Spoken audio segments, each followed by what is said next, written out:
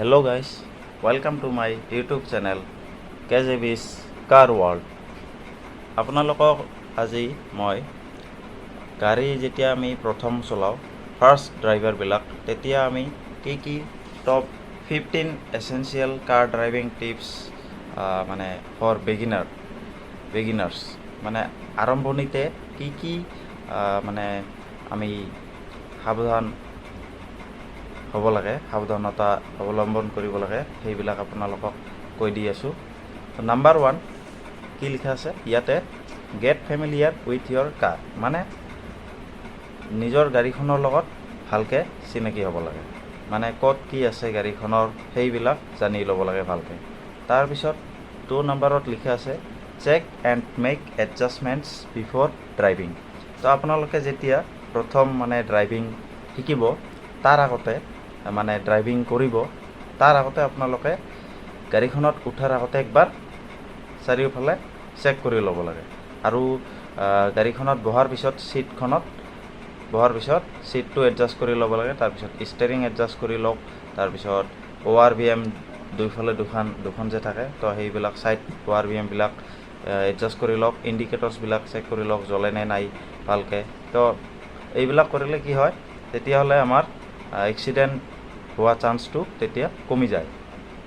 Number 3 লিখা আছে adjust the মিৰৰ্ছ। তো অলপ আগতে ক'লোৱেই মানে আমাৰ ছাইডৰ ORVM এডজাষ্ট কৰি ল'ব লাগে আৰু ইনাৰ IRVM এডজাষ্ট কৰি ল'ব লাগে। নাম্বাৰ 4 লিখা আছে understand the basic dashboard controls or symbols, মানে আমাৰ গাড়ীৰ ভিতৰত যে ডেছবৰ্ডখন থাকে তো ডেছবৰ্ডত কি কণ্ট্ৰলছ থাকে সেইবিলাক আপোনালোকক জানি ল'ব লাগে। তাৰপিছত লিখা আছে 5 নাম্বাৰ উইয়াৰ দ্য ছিট বেল্ট, আমি গাড়ী চলোৱাৰ আগতে ছিট বেল্টখন মাৰি ল'ব লাগে। ছিট বেল্টখন মানে এইফালৰ পৰা এইফালে মাৰি ল'ব লাগে।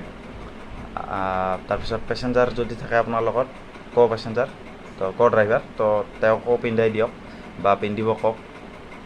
তাৰপিছত 6 নাম্বাৰ লিখা আছে hold the steering wheel correctly, মানে আমি ষ্টেৰিং হুইল যে ধৰি গাড়ী চলাওঁ তো ষ্টেৰিং হুইলটো কাৰেক্টলি, মানে কিছুমান মানুহে কি কৰে ওপৰত ধৰে, এনেকৈ ওপৰত ষ্টাইল কৰি এক হাতেদি চলায়, মানে এইটো ৰিস্কি হয় বহুত। আপোনালোকক পাৰিলে দুহাতৰ মানে ব্যৱহাৰ কৰিব লাগে। আৰু ষ্টেৰিং ধৰাৰ এইটো মানে কি আছে, এটা নিয়ম আছে, এনেকুৱা কৰি মানে 9 আৰু 3 ধৰিলে বেছি ভাল, আৰু নহ'লে 10 আৰু 2 PM মানে ঘড়ীৰ আমাৰ যে ঘড়ী আছে 10 AM আৰু 2 PM এনেকুৱা কৰি ধৰিও চলাব পাৰি, একো নহয়, কিন্তু 9 আৰু 3 ধৰিলে বেছি ভাল। তাৰপিছত আপোনালোকক কৈ আছোঁ 7 নম্বৰ মেইনটেইন মডাৰেট স্পীড, আমি যে গাড়ী চলাওঁ মানে অভাৰ স্পীড কৰাটো একচুৱেলি কৰিব নালাগে। আমি মানে সামান্য মানে মডাৰেট মানে মিনিমাম স্পীডত চলাব লাগে, তেতিয়াহ'লে আমাৰ কি হয় গাড়ীখনো ভাল থাকে মানে, আৰু ফুৱেলো কম বাৰ্ণ হয়, মাইলেজো বেছি দেখায়। তো আমাৰে লাভ না, আমাৰ মানে আমিও সুৰক্ষিত কৰি মানে একদম ভালকৈ যাব পাৰোঁ। আৰু তাৰপিছত লিখা আছে 8 নম্বৰ ইউজ ছিগনেল ইণ্ডিকেটৰ্ছ, যেতিয়া আপোনালোকে টাৰ্ণ ল'ব লেফ্ট হওক বা ৰাইট হওক তেতিয়া আপোনালোকক ছিগনেল ইণ্ডিকেটৰ্ছ দিব লাগে। তো কিছুমান মানুহে কি কৰে ডাইৰেক্টলি নেদেখাকৈ বা ইণ্ডিকেটৰ নিদিয়াকৈ টাৰ্ণ লয়, তো টাৰ্ণ লোৱাৰ ফলত কি হয় এক্সিডেণ্ট হয়। তো সেইকাৰণে ছিগনেল ইণ্ডিকেটৰ্ছ ব্যৱহাৰ কৰিব লাগে।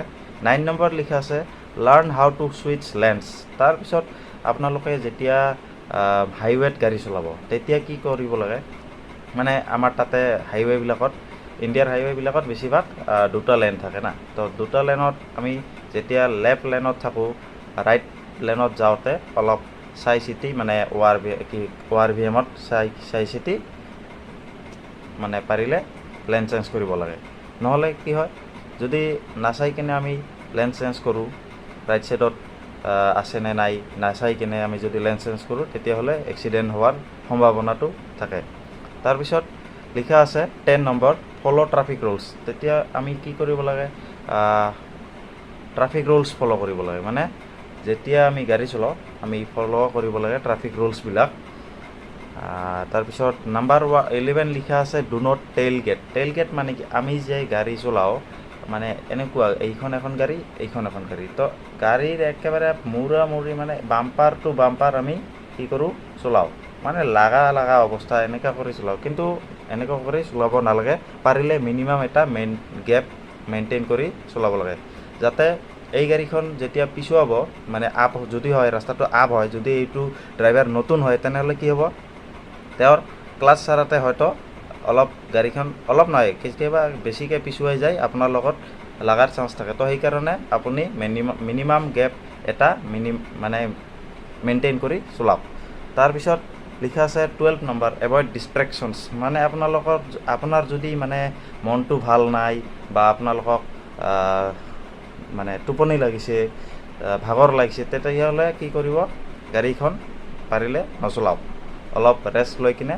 ৰাস্তাত অলপ ভাল জেগাত ছাইড কৰি কিনে আপোনালোকক চলাওক তাৰপিছত লিখা আছে 13 নম্বৰ কি লিখা আছে বি কনফিডেণ্ট এণ্ড কাম মানে গাড়ী চলোৱাৰ টাইমত কনফিডেণ্ট হ'ব লাগে আৰু শান্ত মনেৰে চলাব লাগে এই খৰধৰ কৰি ইয়াক অভাৰটেক কৰোঁ তাক অভাৰটেক কৰোঁ এনেকুৱা নহয় তো এনেকুৱা কৰিলেও এক্সিডেণ্ট হোৱাৰ চান্স থাকে তাৰপিছত 14 নম্বৰ কি কেৰি অল দ্য ডকুমেণ্টছ আমাৰ লগত মানে গাড়ীৰ কাগজ পাতি চববিলাক লৈ যাব লাগে য'তে যাওক কিয় আজিকালিতো ডিজিটেল হৈছে আপোনালোকে মোবাইলত এপৰ জৰিয়তেও ৰাখিব পাৰে licence RC insurance pollution certificate চব এইবিলাক ৰাখিব লাগে তাৰপিছত 15 নম্বৰ লিখা আছে লাষ্টলি আমি গাড়ী যদি অনবৰত চলাওঁ তেতিয়াহ'লে কি হয় আমাৰ যেতিয়া আমি বেছিকৈ প্ৰেক্টিছ কৰোঁ তেতিয়াহ'লে আমি পাকৈত হৈ যাওঁ গাড়ী চলোৱাত তো এক্সপাৰ্ট হৈ যাওঁ তো ইয়াতে 15 নম্বৰটো লিখা আছে প্ৰেক্টিছ মেক্স পাৰফেক্ট তো এইটোতো গমেই পায় আপোনালোকে তো আজিৰ ভিডিঅ'টি মই এইখিনিয়ে ক'লোঁ তো এইখিনি মানি চলক